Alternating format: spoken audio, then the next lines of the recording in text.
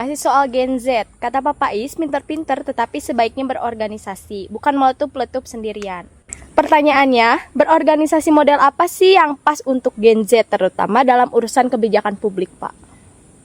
Jenis organisasi untuk anak-anak muda, terutama mahasiswa yang generasi Gen Z ini, Gen Z, itu sebenarnya pilihan saja. Kalau dia tertarik dengan politik, ya tidak masalah di politik.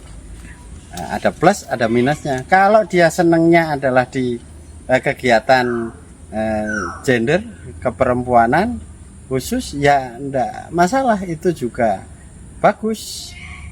Di kegiatan-kegiatan yang sifatnya pemberdayaan murni tanpa oposisi politik, apa salahnya? Kita juga butuh SDM-SDM yang memiliki fokus di dalam gerakan itu dan mengkombinasikan. Ini pada akhirnya kita butuh proses juga, tidak kotak-kotak yang beku ya, tapi nanti bisa. Biasa saya lama sekali tidak masuk di dalam gerakan pemberdayaan, dulu di dalam aktivisme yang sifatnya politis di mahasiswa gitu. Terus habis itu ke organisasi yang sifatnya ekonomisme, bisnis, kelompok bisnis ya, selain membangun perusahaan itu juga ada pengalaman khusus ya, selain pengalaman jadi karyawan juga ya, walaupun nggak lama. Terus habis itu saya berpikir yang lebih penting adalah pemberdayaan. Lebih penting itu bukan berarti segala-galanya. Maksud saya untuk diri saya itu lebih penting melakukan pemberdayaan karena asas manfaatnya ada nyata dan ada objeknya, juga ada SDM-nya yang mau menjalankan kegiatannya di Odesa ini, gerakan pemberdayaan. Bagi adik-adik mahasiswa yang ingin memilih organisasi baik di kampus maupun setelah keluar kampus, pilihannya tersedia banyak hal. Masing-masing memiliki kelebihan, masing-masing memiliki kekurangan. Nah, intinya apapun sarananya, yang penting tujuannya satu, niatnya diniati untuk membangun kepemimpinan diri kita di masyarakat. Yang kedua, membangun kapasitas intelektual. Jangan sampai nanti aktivisme memimpinnya juga mahir tapi secara intelektual lemah, karena memang ada pemimpin itu yang tidak bertipikal sebagai intelektual, tradisional banget gitu.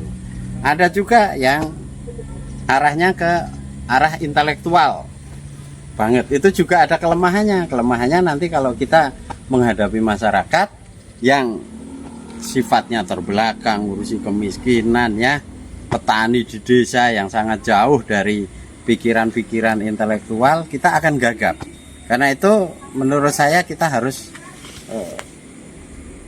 ilmu itu bukan hanya interdisipliner tapi multidisipliner. Maka pengalaman pun harus diperbanyak ke hal-hal yang sifatnya lintas sektoral ya, mulai dari agama yang berbeda, etnik yang berbeda, kelompok-kelompok yang berbeda, dan pola pikir yang berbeda-beda. Ada yang cenderung ke politis, ada yang sosial murni, ada yang keagamaan murni. Nah, ini kita harus bisa merakit atau menjahit, menyulam untuk menjadikan sebuah kekuatan yang dampaknya nanti bisa mewujud secara konkret. Jadi itu kalau saya ditanya saran bagaimana adik-adik muda mengambil peran dalam gerakan sosial dengan ikut organisasi tertentu, itu syarat saya. Nah, Yayasan Odesa memberikan kesempatan itu dengan cara adik-adik memulai untuk terjun dalam pemberdayaan masyarakat.